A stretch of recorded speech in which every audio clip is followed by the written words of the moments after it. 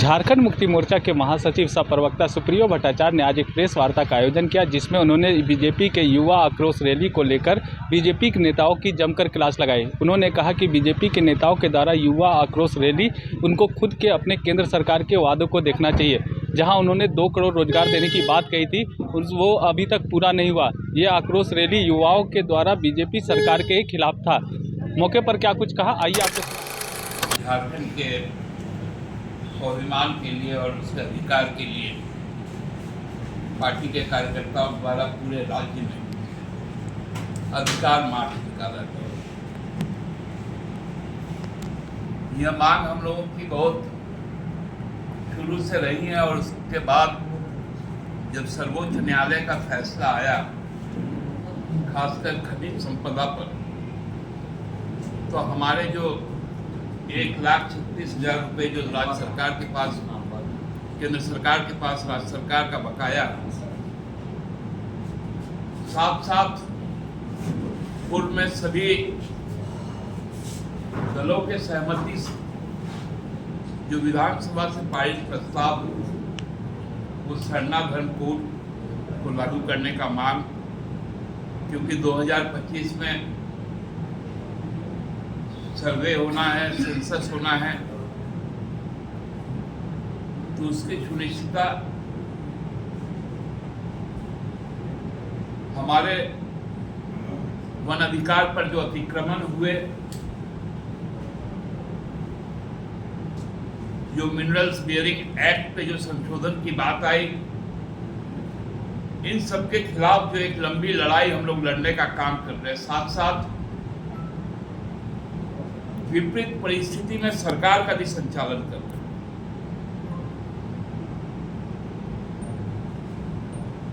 अब अंतिम की माही है हम लोगों के लिए जो जनादेश 2019 में हम लोगों को मिला था। उस वक्त में जिस राज्य को पुनः राजनीतिक तौर पर अस्थिर करने की जो साजिश फिर से भारतीय जनता पार्टी ने शुरू की है, इसके खिलाफ अब झारखंड में अपने अधिकार और सम्मान का एक लड़ाई फिर से शुरू हुआ। आज आप लोगों ने देखा होगा कि हमारे यहाँ के जो प्रतिपक्ष राजनीतिक दल है, उन्होंने अपना एक कार्यक्रम आयोजित, युवा आक्रोश रैली, जबकि जो प्रशासन को जानकारी दी गई थी कि भारतीय जनता पार्टी के युवा मोर्चा के द्वारा एक सभा की जाएगी मोराबादी मैदान, जो पूर्णतः लोकतांत्रिक ढंग की होगी और जिसका परमिशन भी मिला, लेकिन वो समस्त आयोजन की जो तैयारी की गई थी ताकि बड़ी संख्या में अस्थिरता पैदा हो, पुलिस पर हमले किए गए, कांच के बोतलों से, पत्थरों से, लाठियों से कई पुलिसकर्मी भी घायल, लहूलुहान भी हुए, लेकिन उसके बावजूद पुलिस की जो संयम शक्ति है, उसके कारण एक बहुत बड़ा हादसा आज होते होते टल। मैं धन्यवाद देना चाहता हूं रांची जिला पुलिस प्रशासन कि पूरे मुस्तैदी के साथ जो अनुशासनहीनता था उसको उन्होंने रोकने का काम किया।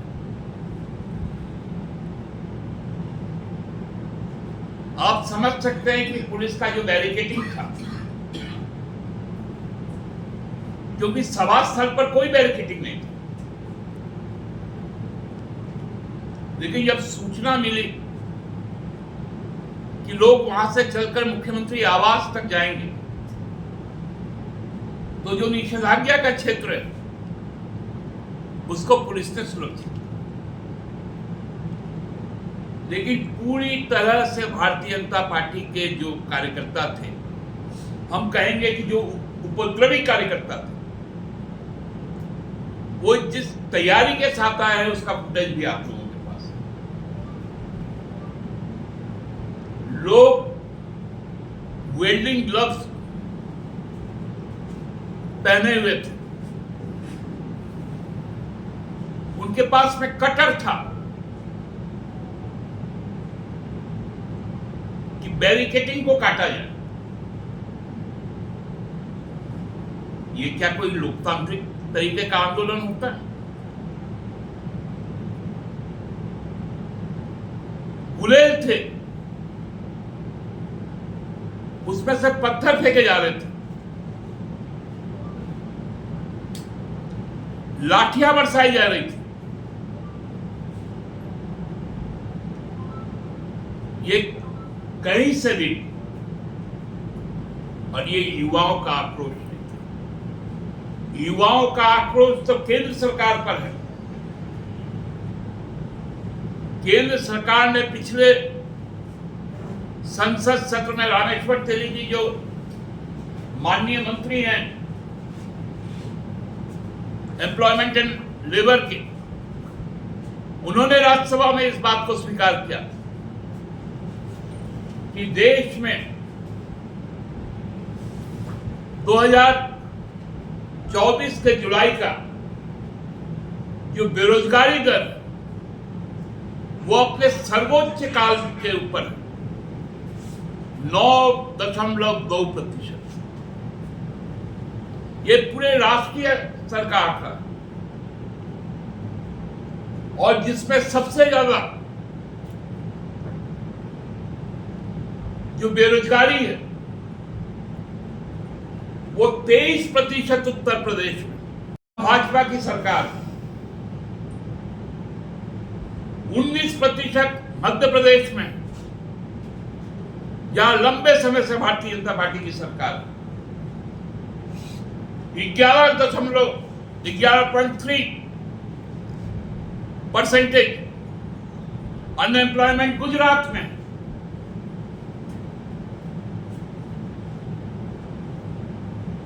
जहां भारतीय जनता पार्टी की सरकार आया तब तीनों राज्य भारतीय जनता पार्टी के शासनकाल। ये मेरे आंकड़े नहीं है,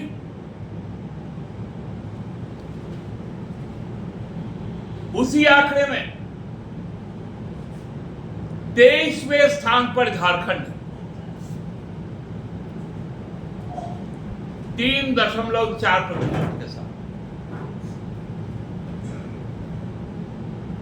क्योंकि पिछले 5 साल के दौरान हमारी हेमंत सरकार ने जिस प्रकार रोजगार के तरफ ध्यान दिया, केवल सरकारी रोजगार नहीं,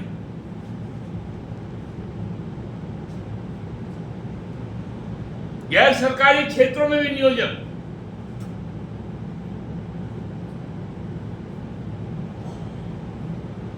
जो लोगों को रोजगार के वैकल्पिक उपलब्ध करवाए, मुख्यमंत्री ग्राम गाड़ी योजना, मुख्यमंत्री समृद्धि योजना, फूलो झानो आशीर्वाद योजना, साथ साथ शिक्षा की ओर, चाहे हमारी बेटियों की हो, बेटों का हो,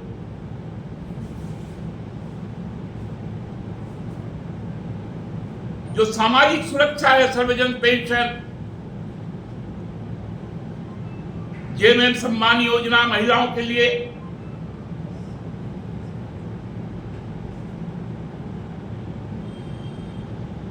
ये तमाम चीजें को करने में जो दिक्कतें आई, फिर भी हमने अपने दायित्व से कभी पीछे नहीं।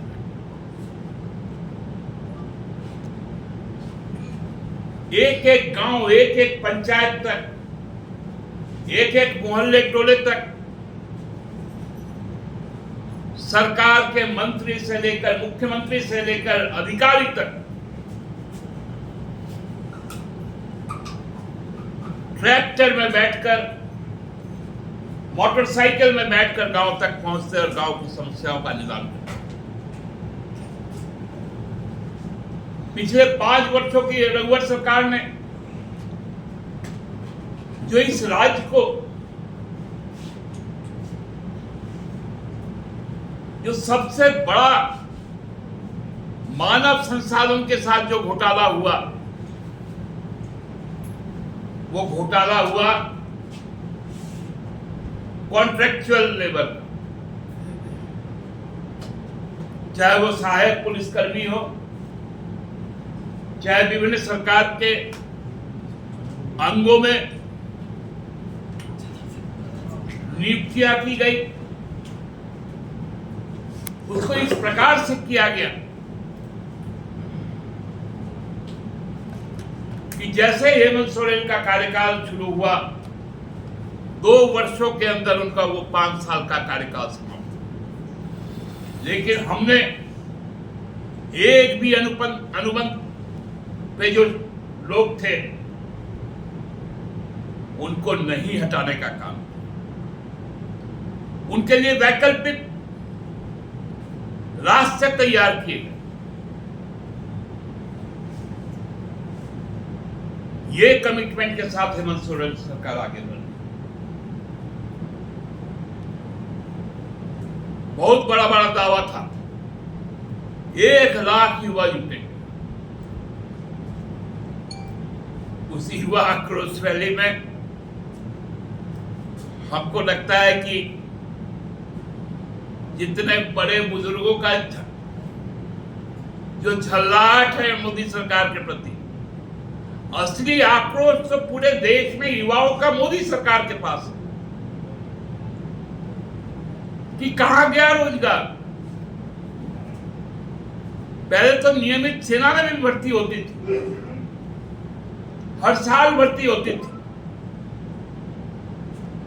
अर्धसैनिक बलों में भर्ती होती थी, रेल में भर्ती होती थी, बैंकों में भर्ती होती थी। अब तो बैंक भी बिक गया, रेल भी बिकने लगा और नौकरियां भी समाप्त। यही मोदी सरकार 2014 में इस नारा के साथ आई थी कि हम 2 करोड़ युवाओं को हर वर्ष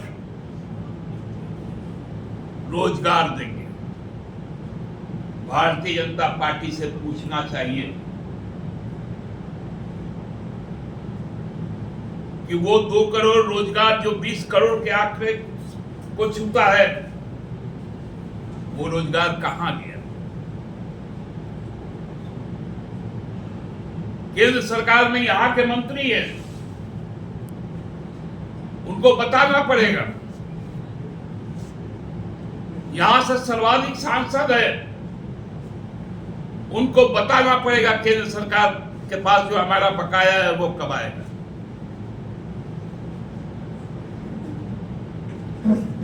हमारे यहां तो आवास योजना तक को रोकने का काम किया। 2022 के बाद प्रधानमंत्री आवास योजना का 1 पैसा नहीं आया।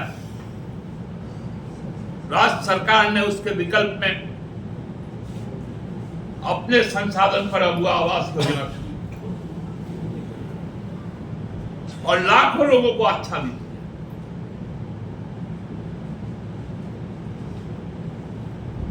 कहते हैं कि 30% लोग बेरोजगारी भुखमरी से ऊपर उठ गए और खुद ही बताते हैं कि 85 करोड़ लोगों को हम अनाज देते हैं।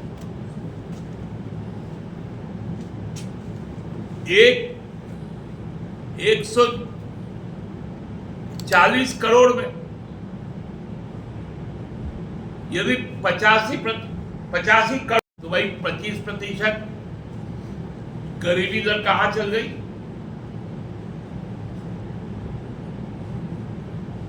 जो फूड सिक्योरिटी एक्ट 2014 के पहले मात्र 22 करोड़ लोगों के पास था, जिनको मुफ्त का अनाज मिलता था, आज वो 85 करोड़ हो गया। मतलब लोग गरीब से गरीब होते गए, रोजगार छीनते चला गया। और यहां पर बैठकर भारतीय जनता पार्टी के लोग, आपने देखा होगा कि उनके जो चुनाव प्रभारी हैं, मध्य प्रदेश के पूर्व मुख्यमंत्री माननीय केंद्रीय मंत्री कल रांची आए और भाजपा का जब असलियत देखा, लाखों के जगह हजारों में देखा, उनको खबर मिला, मुंह छुपाकर पटना चले गए। सच्चाई समझ में आ गया है हेमंत सोरेन की लोकप्रियता का। आसाम से जो बार बार उड़कर आते थे, अब उनका भी उड़ना बंद हो गया। प्रभारी जी को समझ में आ गया कि यदि इस रैली में हम रहेंगे तो किसानों का भी सवाल उठाएगा जेएमएम, एमएसपी का भी सवाल उठाएगा जेएमएम, हमारे कृषि क्षेत्र में जो सहयोग की बात है केंद्र के द्वारा, वह भी उठाया जाएगा। इसलिए यहां से भाग,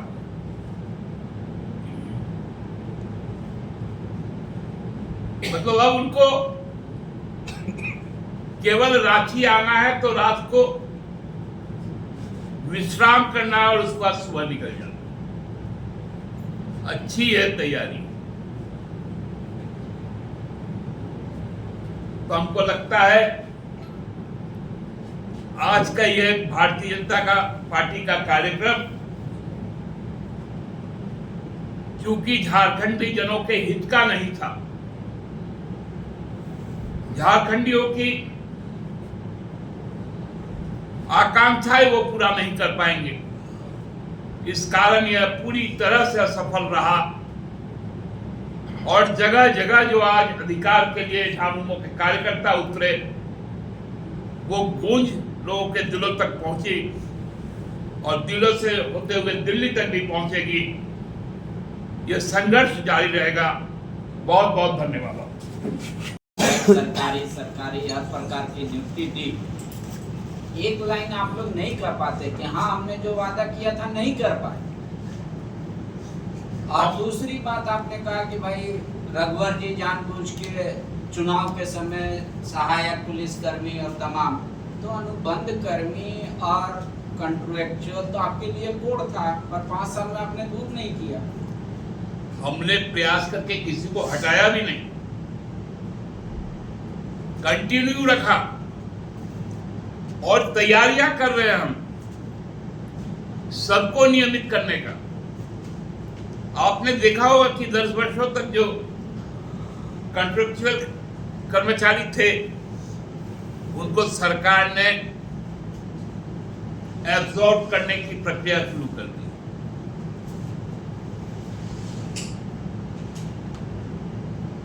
मेरे सीमित संसाधन में हम लोगों ने मैक्सिमम डिलीवर किया और उस डिलीवरी को डेंट करने के लिए लगातार केंद्र की जांच एजेंसियां, केंद्र की सरकार और भारतीय जनता पार्टी लगातार साजिशें रचती रही। हम सभी चक्रव्यूह को तोड़ते हुए आगे बढ़े। एक बड़ा आरोप बीजेपी ये लगा रही है कि आज के कार्यक्रम को विफल करने के लिए आप लोगों ने कटीले तार लगाए, बैरिकेडिंग कर दी है, लोगों को आने से रोका। देखिए, ये प्रेसिडेंस तो भारतीय जनता पार्टी ने शुरू किया। कटीले तार लगाना रोड पर कीड़े गाड़ देना, पूरी तरह से रोड को कंक्रीट से ब्लॉकेट कर देना, हाईवे के दोनों तरफ 40-40 फीट चौड़े और 60 फीट गहरे नहर खोदकर उसमें पानी भर देना, ये अत्याचार की चरम सीमाओं का निर्धारण करने का काम केंद्र सरकार के मोदी सरकार जी ने किया। आज इनको कांटा तार चुभा है क्या? चुभा होगा तो उनको भी ये नहीं चुभा होगा कि किस प्रकार से 700 किसानों ने अपनी शहादत दी, दिल्ली घुसने नहीं दिया गया। आज भी सिंधु बॉर्डर, शंभू बॉर्डर की स्थिति जाकर आप देख लें, आज भी वहां पर ब्लॉकेटिंग। जो अमृतसर से दिल्ली की दूरी 6 घंटों में पूरी की जाती थी, आज उसी अमृतसर से दिल्ली आने के लिए आपको कम से कम 14 घंटे लगे।